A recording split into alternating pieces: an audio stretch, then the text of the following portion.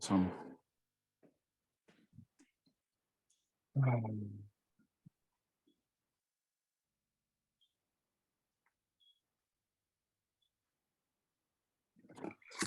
all right. Can you hear me? Good. Turn off these apps, and I want to turn on the chat view. Starting a little early so I can get through this technical part. You got to ground the 3D first, and then the 50 comes in. Let's see. There I am. Okay, cool. All right, I finally figured out how to have this streaming and this streaming because I can never see anybody's comments. So I always feel like I'm like alone here, not knowing people are literally reaching out to me saying, "Hi Zo, how you been?" Like Marion Hawes, been a friend of mine for a long time. And here she is. I can see her. Hi Marion, welcome. I am starting a little early because I have some announcements. So if you're watching the recorded version of this, you can fast forward. If you don't already know me, I'm Shaman Zo. I facilitate breakthroughs by connecting spirit with logic and reality. It's an awesome job. I have my dream job. Very blessed, very lucky to be alive and here with you amazing people. I'm broadcasting live from the Healing Horses Ranch out here in Eagle Mountain.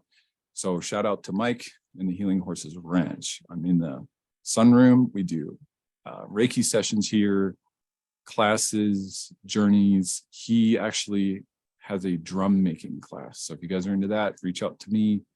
I'll let Mike know. And he also will teach you how to make rattles. So he actually helped me make my drum. I got to work with the elk hide and infuse it with my energy. So nothing wrong with a store-bought one, but when you actually get to put your hands on the materials and bond with it and merge with it. What's up, Steve? You're good. I'm broadcasting live. I was just speaking your praises about making drums. Oh. Yeah. Mike just walked in. I learned my lesson and my trek is home now. All right. Mike had a little bit of a breakdown yesterday. That's a whole other broadcast right there. Hey, baby. Hi. Hi. So I'm broadcasting right now. Can we sit and enjoy each other's time together? Yeah. Okay. Are we gonna interrupt? Okay. So I really want you to be here. We got to get our kids in on our ceremonies. Just being exposed to this world and her understanding that I'm a single dad, shaman, techno geek, Facebook guy all at once. I really need her to be a part of this life, not just like, separated from it, tucked away in a box while daddy does his thing. So thank you guys for accommodating me as a single father. I know people really like to do these in person, and so do I, but I have my daughter on Wednesdays and every other weekends and extra time. So me being able to do this on Zoom helps me. It also helps me reach out and connect to everybody out there outside of Utah. So quick announcements, quick perspective check. Can you believe it's only been 2 weeks since the new year rolled over? That's crazy. We just went through Christmas. Did we go through Christmas? Christmas, New Year's. She turned 5 on the 1st. I turned 44 on the 2nd. Then we had Mercury retrograde, which I like to call Mercedes and Gatorade, if you're into the whole street lingo thing. And then we had a new moon. So we've been through a lot of energy, guys, and I'm really proud of you for navigating it, surfing that wave to the best of your ability. Okay, Solar Alchemy, I have a free webinar Thursday, and that will be a precursor to the 4-week course that I've created beginning on February 2nd, I believe. And Solar Alchemy in a nutshell is how to shift your energy. It's a problem-solving tool. It's a healing tool. It's a connect to spirit, solve the problem, get mental clarity, accesses shamanic knowledge, science, biology, physiology, and Reiki all in one, and over the last 14 years that I've practiced and taught it, I've actually got it to this refined version where I can walk someone through it in 20 minutes. And you might be wondering, well, where's the importance of that? Because life-changing decisions can take a second. We've all probably had high highs, low lows. How many times do we wish we could have not made a certain decision from a space of fear and saved a career or a marriage or a relationship or a friend or a loved one or ourselves? And how many times have we stepped into courage and created miracles and breakthroughs and possibilities? All of that comes down to energy. It all comes down to our intention. It all comes down to energy awareness, emotional intelligence, and being able to navigate it in a masterful way in the moment. And what's beautiful about this is that it's an organic process, but it's practicable. You can master it. You can teach it. You can use it internally. You can use it externally. You can use it to create abundance. You can use it to overcome trauma. So I've lived by it. I've taught it. If I didn't feel so strongly about it, I wouldn't be speaking so well of it. So please be to that free webinar. I'll put a link in these comments as well. I will have a guided version, a group course, and one-on-one coaching available for that. Also, I will be hosting a one-day overnight retreat on February 18th, which will include ice bath, a sound healing ceremony, we're doing a sweat lodge, and then a guided shamanic journey that night. The details I will only share over Signal, so please message me about that. And I only have 4 or 5 slots open left. Me too. And I also have a free webinar coming up on my course in shamanism early February. And last but not least, I want to talk about what Paulista is doing. So Paulista is not only my new business partner, but she's been a student of mine, and I saw just the magnificence and the power that this woman had when I met her. And I had no idea that this is where our road was going to lead, but I've always felt that she was a very talented healer. If you knew her story, just a quick background on her, she was a single mom. She was battling stage 4 cancer and putting herself through dental hygienist school. She overcame all of that. She's had a lot of really hard losses in her life, but yet you would never know it if you met her. She is just like this light, bright, shiny, resilient person. And I just am so honored to be working with her, co-creating with her. And I just wanted to announce her website that we just finished building, and it's paulistareiki.com. And if you're looking for somebody who's genuine and nurturing and powerful, and they're up in the Layton area, you're looking for a guide, Reiki practitioner, shamanic practitioner, I would highly recommend her. Please reach out to her. Okay. And I think that's it. So let's start out. Let's start out really quick with a deep breath. And we're going to, honey, do you want to do this with me? Let's do a breath. Okay, ready? So deep breath.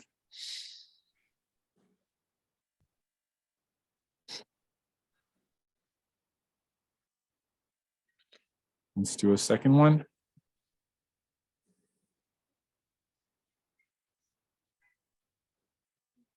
Let that one ground into your body. And the third one, connect to Father Sky and Mother Earth.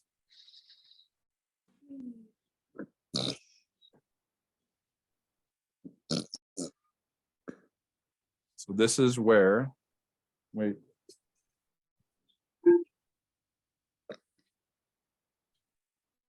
We've officially begun Shaman Church. You gotta ring the bell, right? The only format we follow is that it's 1 hour a week on Sunday. Everything else is guided by spirit. If you're not familiar with the 4 directions prayer, it is found in many different cultures, not just North American shamanism, but South American and Eastern and Western. And what the 4 directions are east, south, west, and north in that order, because that's the way the sun goes. So there's a lot of prayers out there towards the 7 directions. Those are the 4.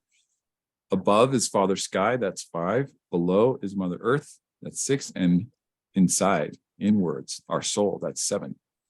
So each one has their own characteristics. Each one provides different types of guidance, wisdom, and protection. You know, the sky obviously provides sun and rain, earth, food, water. And our soul is the thing that is here, courageous enough to be on this journey right now. So it's really very beneficial to wake up, and before your feet even hit the ground, just say, thank you, guides, guardians, ancestors, angels of the east, the south, the west, the north, the sky, the earth, and the soul that resides within my heart. That is a hack that will put you into a space of spirit and balance and centered oneness, presentness in like seconds. It takes less than 30 seconds, and it also presents your ancestors. And you will literally start and have you'll start your day different. You'll have a better day. It costs nothing. Please practice that. So for me, I'd like to set the intention. My intention right now, give you guys an idea of what we'll go over today. My intention is to create some clarity, shed some light on shamanism, open some doors for people, offer some peace of mind to others who have questions about it. We're going to talk about the word shaman. We're going to talk about the brief history, which will have a happy ending. I'll talk about my personal recommendations if you're looking into shamanic practice. And then if you guys want to hop on the Zoom and do a Q&A, I'm totally up for it. I'm open to it. And then I'll finish with like a quick meditation, and then we'll be wrapped up for the week.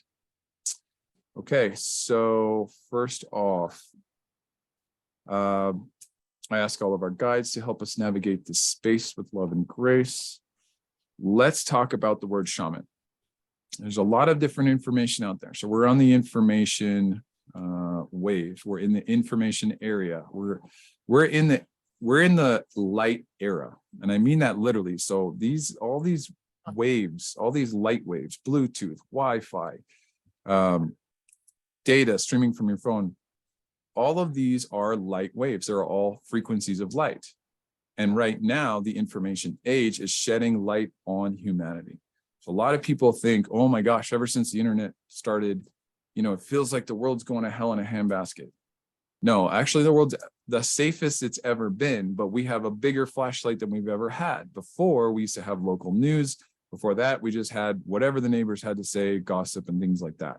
Right now, we have this flashlight that is on the world, and what we're seeing is all the things that were in the shadows that we didn't know about are just coming to light. So on one hand, it can feel chaotic and overwhelming, totally natural. On the other hand, we're actually being shown a lot of the truth. And in other cases, we're being shown mistruth. So that's where I'd like to address things that I know that are true for me. You got me. That are true for me. And then addressing some of the things are mistruth. So here we are in the information age and in the misinformation age. So the word shaman.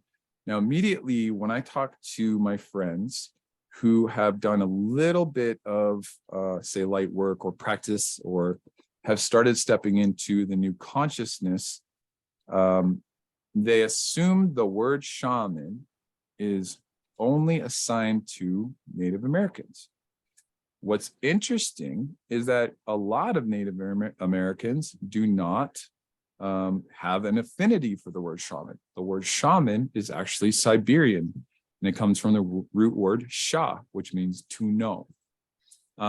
If you talk to a Native American, most of the time, the indigenous here, they don't like the word, just like they don't have an affinity for the word Indian any more than they do shaman. Now, some of them might accept that title. Some of them prefer medicine man, medicine woman. So in the era of being pronoun sensitive, title sensitivity is probably good too, especially when you're talking about somebody's culture. The other thing is, a lot of people believe that shamanism is completely exclusive to North America. Well, if the word itself is Siberian and it started thousands of years ago and migrated across Mongolia and then down into India and China, then It's not exclusive to Native America. So we are exposed to Native American medicine and philosophy because we're here in North America. There are medicine men and medicine women in South America and in the Arctic and in Europe and in Asia and in the Pacific Islands, the Philippines, where my family's from, which is an interesting history as well. The Aborigines in Australia, Africa. There's literally no continent, no race that shamanism or shamanic practice is exclusive to. The reason I share this is because there are oftentimes, it's okay to be like uninformed or misinformed, but when people are fighting on the internet about what is right and what is wrong, and they take up this like social, they take up a social warrior stance, but yet they don't have all the information. So my intention to create clarity is to help people stop fighting and start encouraging them to do some research and go into the history of where the word comes from, where it's appropriate, where it's not appropriate. So oftentimes people refer to themselves as medicine man, medicine woman.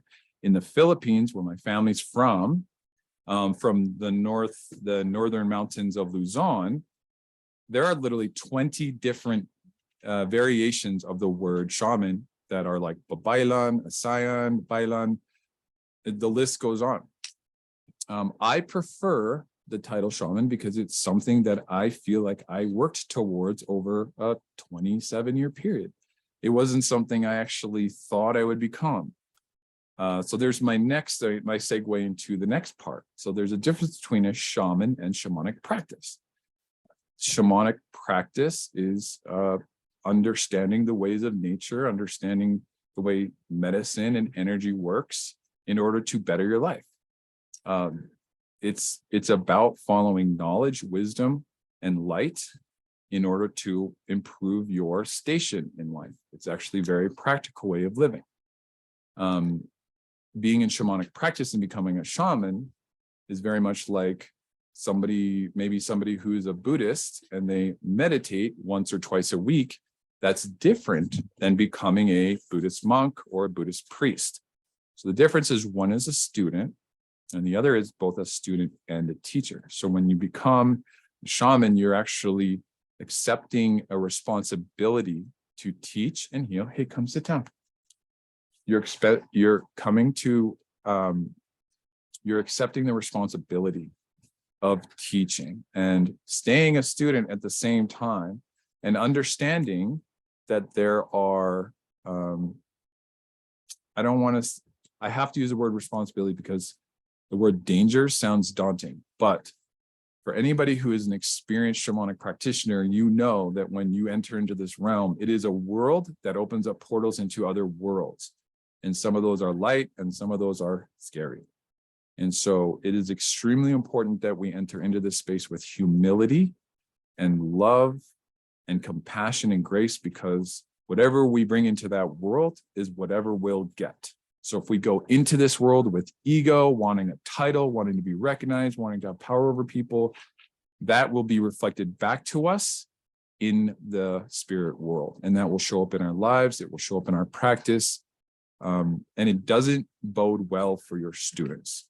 So the difference between a shamanic practitioner is somebody who goes to church and somebody who becomes a shaman is like a priest. It is a devout way of living. It is no longer a job. It is no longer a career. It is a way of life. It is an embodiment.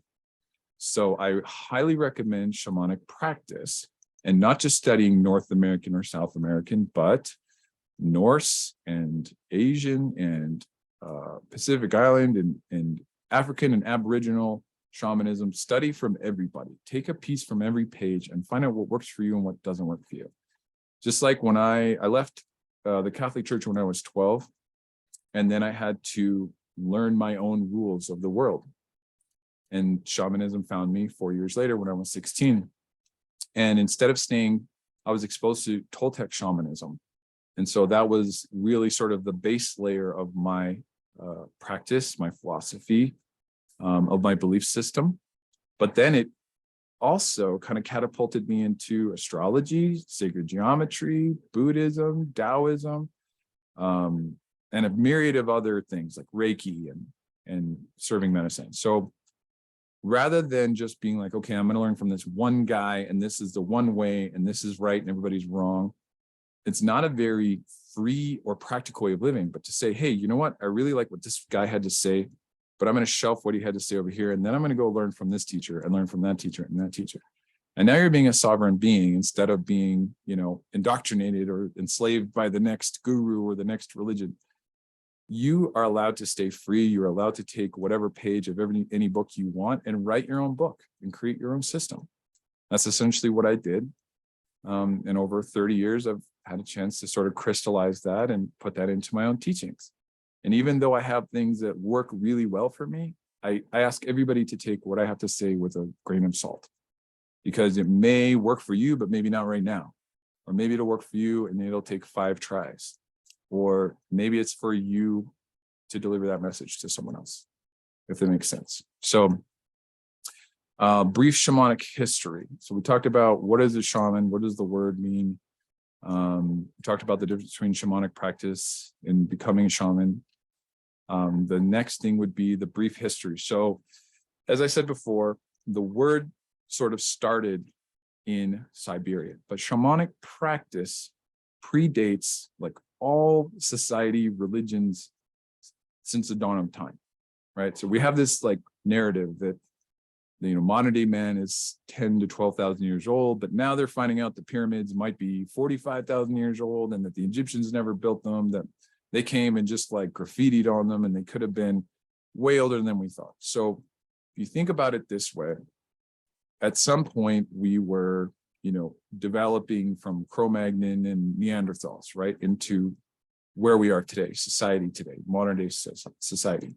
Somewhere in between there and organized religion, right, people started to tribalize and they started to experiment with the plants and the animal medicines, herbs, roots, trees, mushrooms, all those things all around them.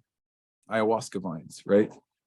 They were guided by the plants and the fungus to utilize them certain ways for spiritual, mental, and emotional healing and expansion. The first people, and this is my theory, the first people that were to start delving into, really turning that into a science almost, were shaman. They weren't shaman yet. They were shaman in practice, but they weren't given the title. So there were these people in the tribe, these, very unique people in each tribe that were out there talking to the plants and the animals and learning from them and then using them to help other tribal members heal. So shamanic practice was born before there were titles, before there was government, before there was money, before there were, these energy exchanges we have now. It was just a service to the tribe. So the shaman wasn't getting paid. The hunter wasn't getting paid to bring in meat. Grandma wasn't getting paid to weave baskets. The chief wasn't getting paid to govern everything. It was a communal gift. It was how they survived together. And the shaman played a special role. Now, fast forward to today, where we're living in a system of free enterprise. It's like where everybody is sort of, we're on our own and we're here to provide for ourselves. Nothing wrong with that. So shamanic practice has turned into somewhat of a career in order to find an equilibrium with its environment. And if I could get paid to do anything in the whole world, if you were to say, hey, I'll give you $1 million to go bomb a country or $100 to go help this guy, heal from his past, like I'll take the $100. Like, I love it. I would do it for free, but I love being able to receive abundance because I get to do great things with it, spend time with my daughter, go on trips, take time off, do self-care. So that's kind of how people kind of have an interesting idea of how light work is supposed to work and not work. And what we haven't really been taught is that one of the code of the shaman is we have to find an equilibrium with our environment. If you were to take any of these practitioners, the sage and the shaman from 10,000 years ago, and you were to drop them into the middle of today, and say, okay, like you have to do your work, but now you have YouTube, and now you have to file an LLC, and now you got to file your taxes, and food's not free anymore. Some of them would adapt and be like, okay, like roll up my sleeves, let's get to it. And the other ones would be like, I'm going to go back to the woods, live in a cave, and to each their own. So I, finding my own equilibrium, have spent plenty of time living in the woods, living on the road, spending a lot of time by myself. And I spent a lot of time with groups, with technology, running businesses, being a father. And that's how I nurture my feminine and my masculine. And if you think about it, if you have two divine energies, divine feminine, divine masculine, that's how you have creation, right? You have to have the thought, the idea, the inspiration, the energy, that raw energy, that's feminine. And then you need direction and bullet points and steps and a plan and goals. So one without the other, they're cool, but they're not as effective as if you can merge the two. So I hope that gives you some insight. I hope that tells you a little bit about me, a little bit about shamanism. Like I said, started, who knows, 100,000 years ago. Started in Siberia, migrated into Tibet. This is probably where the Vedas and yoga came from. Went down into China, down into the, what do you call it, Pacific Islands, where my family's from. There are 9,000-year-old sites in Poland. That's another thing I want to address. There are sites all over Europe. So let's dispel this whole, like, only brown people or people of color can be shaman. No. Every color, every race has shamanic background in it. So I want to share that and dispel that misinformation. Now, they all practice it in different ways, but the generalities, the universalities of, honor Mother Earth, sing, dance, drum, use local medicine, serve your community, align yourself with the light, follow your values, understand the boundaries, understand the fact that this whole thing is just a big illusion, and that we're just here playing a game and developing our character and learning things in this illusion. Those are universal. Whether you go to North America, South America, Africa, Australia, those basic tenets are universal. Those are the ones I tend to focus on in my trainings and my classes. If you want to get into the details of how the Lakota do it versus how they do it in the Yaqui tribe or the Toltecs, or how the Aztecs did it, or how they do it in the Maori do it, or how the Big Kahuna does it. If you want to get into the details, you feel free. Like if you feel drawn to Hawaiian shamanism, or drawn to Peruvian shamanism, or Mexican, or Lakota, or Cherokee, or Inuit, or Druidism, Norse, if that resonates with you, please follow that. But if you're more like me and you're more of a generalist and you just want to see, okay, well, what are all the things they have in common?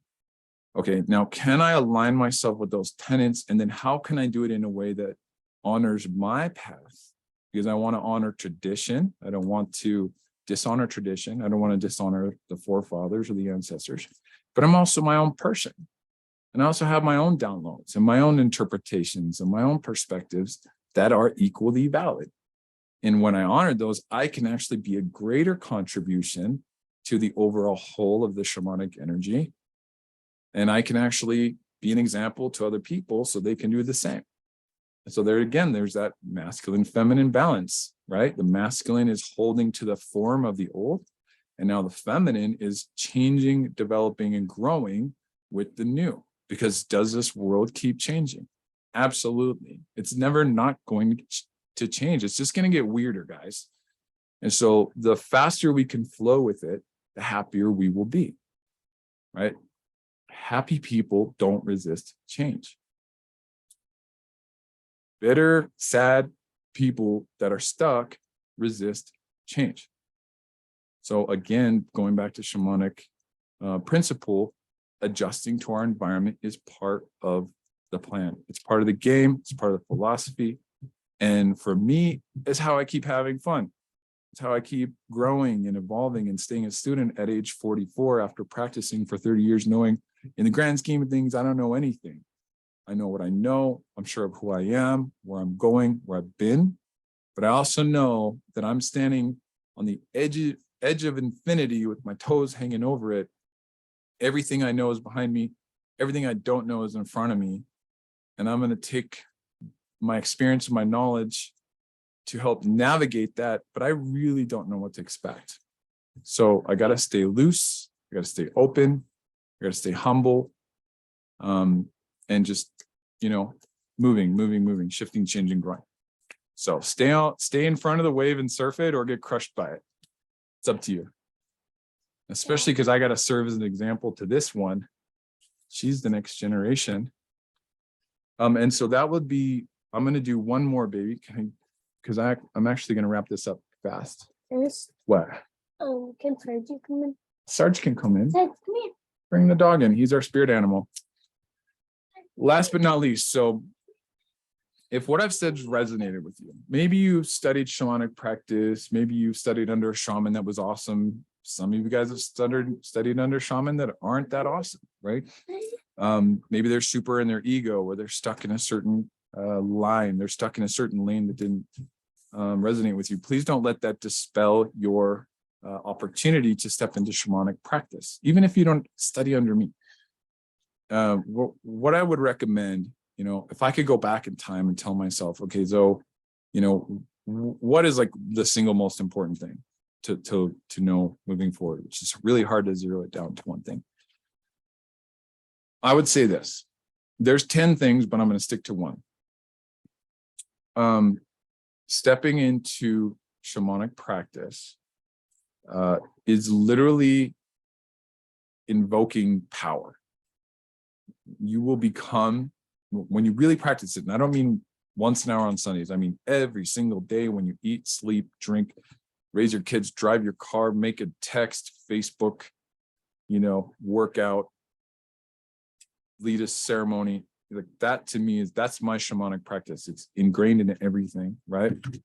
When you engage in shamanic practice, you will access more power. You will become a more powerful person. You will have more information, more abilities.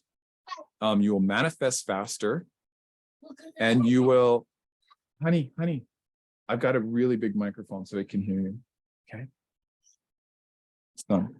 You will literally be able to heal things you didn't think were possible. And these aren't outrageous claims. I have documented proof of doing things I never thought were possible.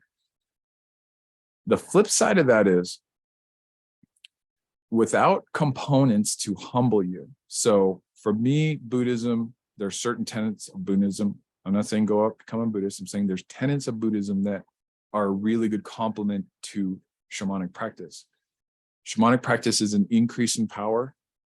There's Buddhist practice that teach you to be compassionate, patient, kind, accepting, nurturing, loving, open, enlightened. You see where I'm going with this? If one accesses power and it's unchecked, the universe will check you. It will humble you for you, or you'll get out of control. The other one, if we go too far into this side, right, then we can be very happy and we can have inner peace, right, by living those tenets. But then we become ineffective when it comes to being a spiritual warrior, being a father, being a business owner. But when you have a balance between the two, when you know you can access power, you can heal yourself, you can guide others to healing. Notice I didn't say heal others, but guide others to healing. Hold on, almost done. When you can guide others to healing, right? You start growing, you start evolving. When you do those things and you balance that with compassion, love, grace, patience, enlightenment, you have a beautiful, beautiful blend. And you'll have challenges, but you can't really go wrong with that approach. So if I had to go back in time and give myself advice, that's what I would have told myself. And after that, the world's your oyster. You've got YouTube, you've got books, you've got coaches, you've got literally can just get on Google and find a retreat in Peru now, which you couldn't do when when you were 30, unless you were a billionaire. Now it's like on Airbnb and stuff. So, we are in this time where for the 100 years ago, they were burning witches. And now you can just be like, I'm a witch. Just like slap that bumper sticker on your car and rock it. And nobody will try to hurt you. Like, we're in a really good time right now to step into, the practice of magic, which is what all this is really about. So I'd say embrace it, like lean into it, explore it, dip your toes in it. This is really the safest, best time. You have the most amount of resources. You'll find a lot of support right now. I have a lot of people that support, even if they don't understand me, they support and love me, accept me for who I am. And that's probably has a lot to do with the time we live in. So that today is going to be my message. My daughter needs my attention. I just put up my schedule on Facebook the other day, and you'll notice it says DDD, right? You'll see the days blocked out. Daddy Dollar Day. The reason I put up Daddy Dollar Days on my calendar is because my time with her is my most important event of the month. Everything on my schedule is around that, built on that, and works around it. So it's easier to preach about love, but can we show up in love? Can we be there? Can we live it? Can we teach it? That's the question. I love you guys. Thank you for sharing your time with me. Thank you for coming on Zoom. Thank you. Next week, we're going to be at Sacred Energy Empowerment Center in person, where sound bowls in person, and we'll get to discuss. We'll get to converse and connect. So much love. Shaman Zo, Shaman Church out. Oh, wait, before we get done, do you guys have any questions, Wes or Elsie? Let's see how many people. I'm sure I got 1 million people. Oh, look at all these beautiful, God, dude. See, I'm glad though. I was in the moment connecting with you guys instead of being like, oh, how many likes do I have? You guys are awesome. Brandon, thank you for showing up, homie. I'm really glad that you showed up. I love you guys. All right. Peace.